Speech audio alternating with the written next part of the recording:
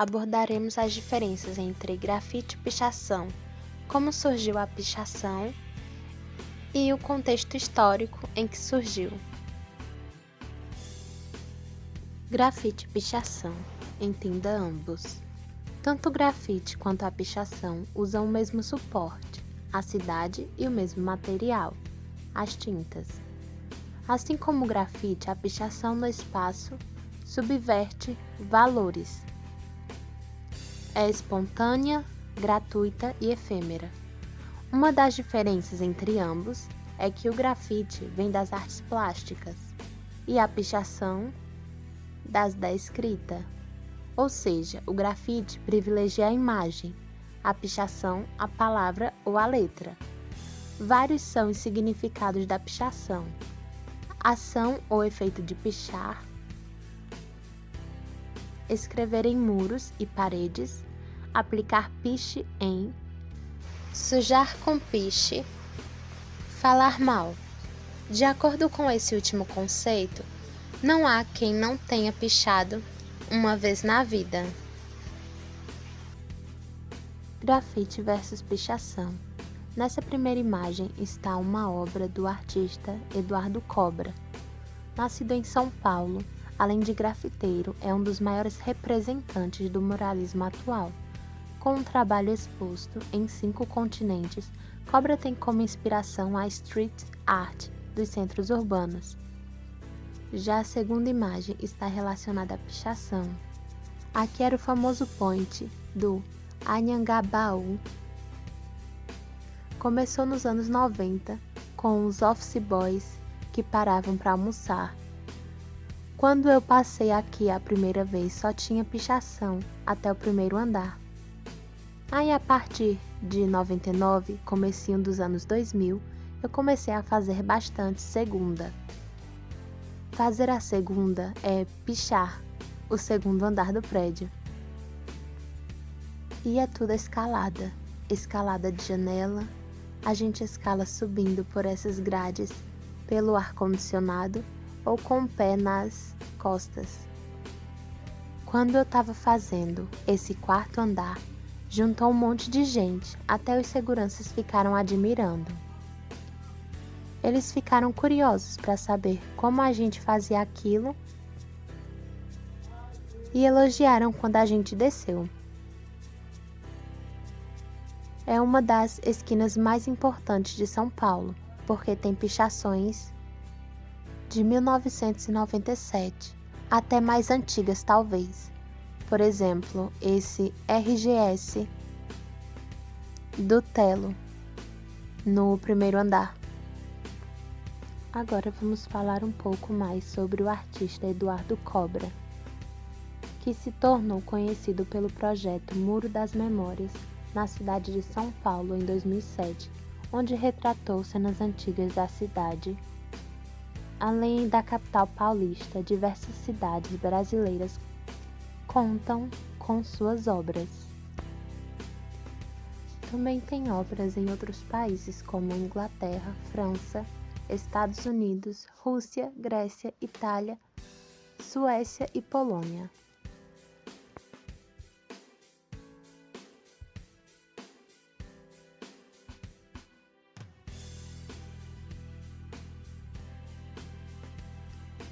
Em 2016, seu trabalho ganhou ainda mais notoriedade ao ser convidado a criar um mural para os Jogos Olímpicos do Rio, com 3.000 metros quadrados. A obra intitulada Etnias foi pintada nas paredes de um antigo armazém da região da zona portuária do Rio de Janeiro. Com tamanha beleza e estatura, o mural logo se tornou o maior grafite já realizado no planeta, recorde que foi oficializado em agosto de 2016 pelo Guinness Book, o livro dos recordes.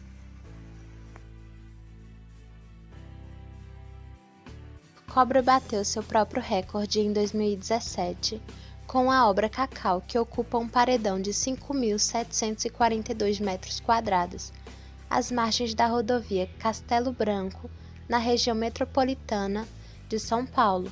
foram utilizadas 2.800 latas de spray para a pintura desse mural.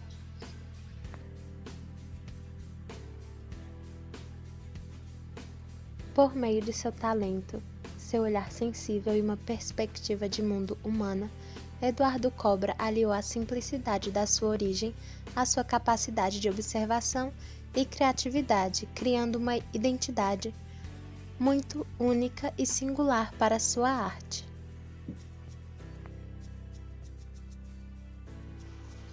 Cobra se tornou um obstinado pesquisador de imagens históricas, e não foram poucas as vezes em que tal predileção, estampada em muros gigantescos, acabou servindo para resgatar a importância de lugares e fortalecer a sensação de pertencimento de seus habitantes.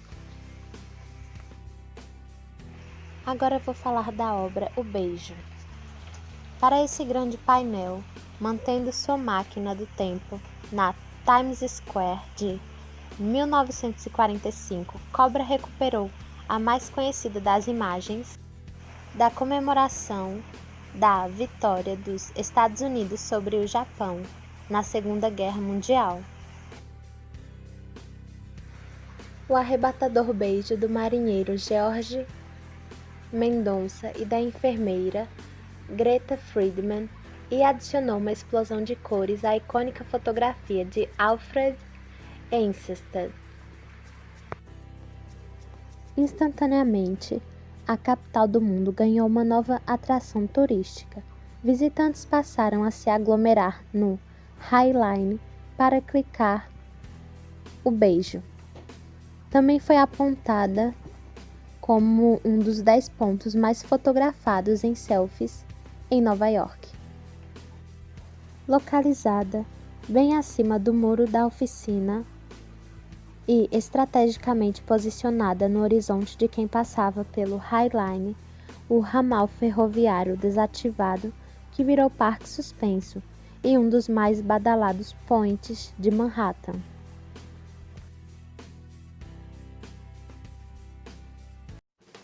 Veja agora algumas imagens de pichação, onde pode notar-se que elas estão totalmente voltadas à escrita.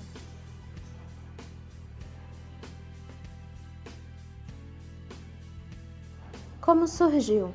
A pichação não é exclusividade das sociedades atuais.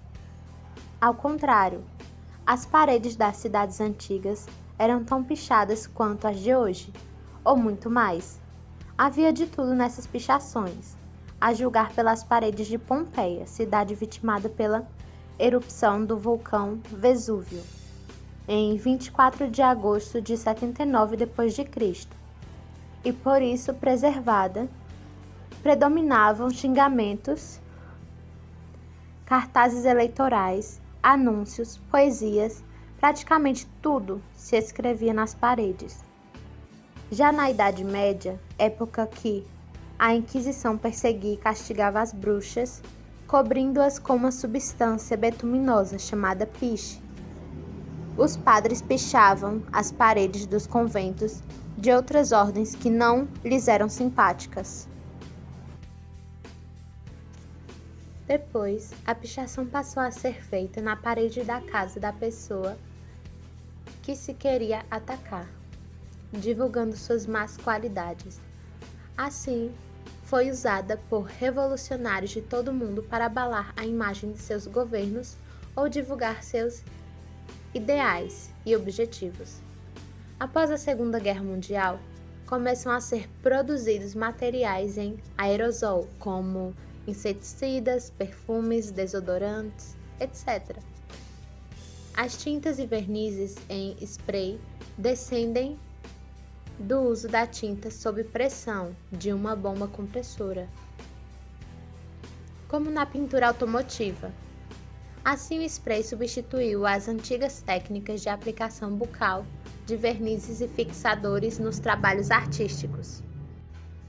E isso significou maior liberdade de movimentos, permitindo também maior velocidade. Durante a Revolta dos Estudantes, iniciada em maio de 1968 em Paris, Vimos como o spray viabilizou que as mesmas reivindicações que eram frisadas nas ruas fossem rapidamente registradas nos muros da cidade. No Brasil, além das frases de protesto, surgiram outras bem-humoradas e enigmáticas, como por exemplo, Selacanto provoca maremoto, referente ao monstro pré-histórico do seriado japonês National Kid, e Cão-fila KM-22, que dizia respeito a um criador de uma raça de cães utilizando a silhueta desse cão grafitada junto à frase. Por ser considerada ilegal e subversiva, a atividade da pichação era executada sempre à noite. Mesmo assim, essa prática foi se popularizando e perdendo seu exclusivo caráter político. As pichações já não pediam somente a cabeça desse ou daquele governante, mas declaravam amor, faziam piadas ou simplesmente exibiam o nome de seus autores. A pichação, contudo, nem sempre é possível, permitida ou tolerada. Durante os anos da ditadura militar, em meio à censura e ao clima autoritário, quase não se viam paredes rabiscadas em São Paulo. É interessante observar como o Muro de Berlim tinha duas faces completamente diversas. Do lado oriental, o muro estava sempre limpo e de pintura intacta. Do lado ocidental, desenhos e frases se sucediam, ora de forma articulada, ora desordenada, espalhando-se por longos trechos. Não é à toa que, quando teve a demolição do muro, esses garranchos tenham figurado nas páginas dos principais órgãos da imprensa mundial, como significando a própria liberdade de expressão. Pichação e grafite têm sempre algo em comum, a transgressão, e por isso só existem em sociedades razoavelmente abertas. Não combinam com ditaduras. Agora veremos algumas imagens do Muro de Berlim. No lado ocidental, predominava uma união de grafite e pichação, enquanto no oriental não havia liberdade para expor suas ideias. A East Side Gallery é a maior seção do Muro de Berlim, ainda de pé, com 1,3 quilômetros, seguindo as margens do rio Spree. Muitos outros pedaços do muro podem ser vistos pela cidade, mas nenhum outro trecho atinge essa extensão.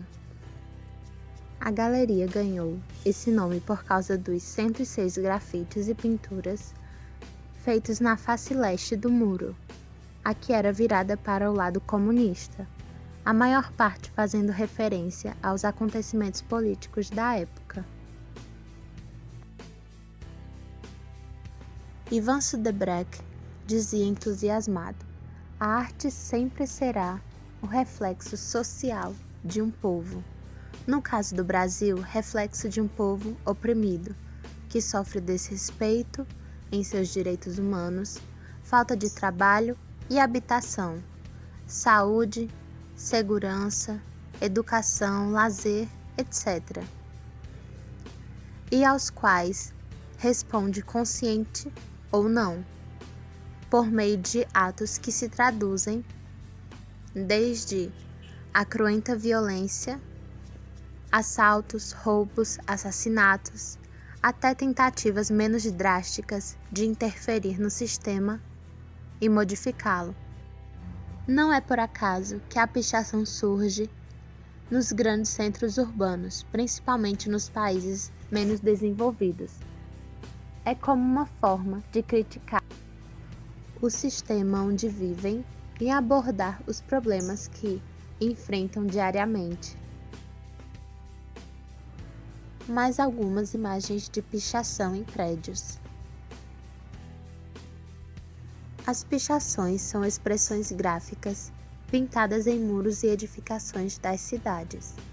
Podem ser palavras, textos ou mesmo imagens. considerada crime no Brasil. A pichação é utilizada como forma de expressão de grupos marginalizados da sociedade, em especial jovens de ruas, bairros e comunidades carentes.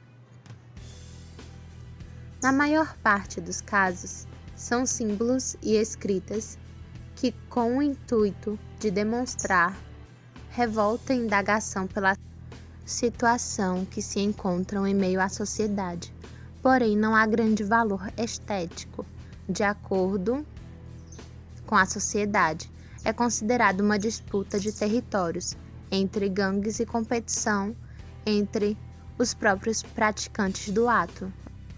Dos locais mais altos e perigosos de se realizar, é visualmente agressiva para a estética da cidade, principalmente quando a mesma é considerada patrimônio cultural material brasileiro. Patrimônio vem sofrendo com ações de vandalismo, afirma coordenador da SMC. Para Eduardo Arran, coordenador da Memória Cultural, Secretaria Municipal da Cultura, SMC de Porto Alegre, vivemos hoje em todas as cidades brasileiras uma epidemia de ações de pichação de monumentos. O patrimônio cultural constitui um legado construído com grande esforço e repassado a todos nós por nossos antepassados durante diversas gerações. Esse acervo nos remete a valores e a formas de pensar, assim como a fatos históricos ou personalidades dentro da nossa comunidade que foram responsáveis pela nossa formação cultural, a partir do momento em que somos integrantes de uma sociedade. Sendo assim, preservar e valorizar este patrimônio é, antes de mais nada, valorizar a nossa própria existência, social e individual. É salvaguardar nosso passado e nossa história. Não devemos confundir aqui as pichações, cuja presença sobre o nosso patrimônio não traz benefícios visuais, com as ações de grafites, cuja consequência é a valorização de áreas com desenhos artísticos. As equipes responsáveis pela preservação do patrimônio têm promovido, dentro de um universo orçamentário limitado, diversas ações possíveis para promover a restauração do patrimônio, enfrentando situações de pichações dos mesmos monumentos poucos dias após a finalização das obras. Vivemos hoje, em todas as cidades brasileiras, uma epidemia de ações de pichação de monumentos, sendo algumas dessas ações, inclusive, reincidentes, tornando necessária a reaplicação de recursos para reverter os danos causados.